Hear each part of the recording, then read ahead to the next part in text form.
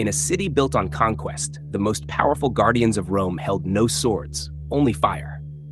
In ancient Rome, 6 women were chosen to live lives unlike any others, untouched by men, revered by all, and feared by many. They were the Vestal virgins, the priestesses of Vesta, goddess of the hearth, whose flame symbolized the eternal life of Rome itself. Becoming a Vestal was no small fate. Every 10 years, the Pontifex Maximus, Rome's chief priest, chose a new girl between 6 and 10 years old. Imagine that. One moment, she's playing with dolls, and the next, she's sworn to 30 years of chastity and service. Her parents? Honored beyond measure. Her destiny? Bound to the goddess. The girls lived in the House of the Vestals, right beside the Forum, a grand courtyard surrounded by columns and statues, filled with calm gardens and echoes of sacred silence.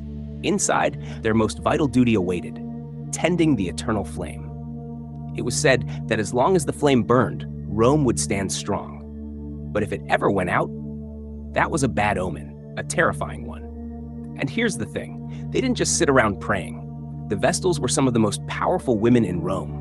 They could own property, free prisoners, testify without an oath, and even ride in carriages usually reserved for generals.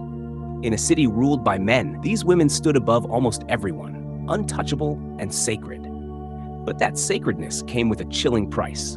If a Vestal broke her vow of chastity, she wasn't executed outright.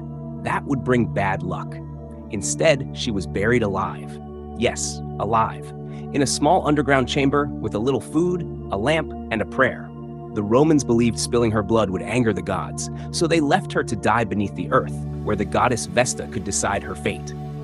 One of the most infamous cases was Cornelia, the chief Vestal during the time of Emperor Domitian. Accused of violating her vows, she was led to her tomb. But as the soldiers pushed her in, she turned calmly and said, "If I am guilty, may Vesta punish me. If I am innocent, may Domitian perish." She was buried, and months later, Domitian was assassinated. Coincidence? The Romans didn't think so. Still, the Vestals were more than tragic figures. They were symbols of Rome's soul, of discipline, devotion, and the fragile balance between power and piety. The empire's greatest leaders, Caesar, Augustus, even Nero, all paid them respect, for angering the Vestals meant tempting fate itself. When Theodosius finally extinguished the sacred flame in 394 AD, something more than fire was lost.